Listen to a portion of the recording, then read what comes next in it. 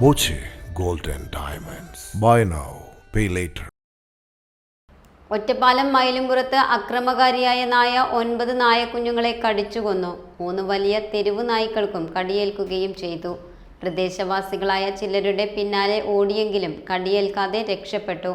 മയിലുംപുറം ആലുംകുന്ന് ഭാഗത്താണ് അക്രമ സ്വഭാവം പുറത്തെടുത്ത നായ ആശങ്കയായി മാറുന്നത്. പേപ്പട്ടിയാണിതെന്ന് സംശയിക്കുന്നു. അക്രമകാരിയായ നായയെ കണ്ടെത്താൻ ഡോഗ് ക്യാച്ചർമാരും നാട്ടുകാരും ചേർന്ന് ശ്രമം നടത്തുന്നുണ്ടെങ്കിലും കണ്ടെത്താനായിട്ടില്ല.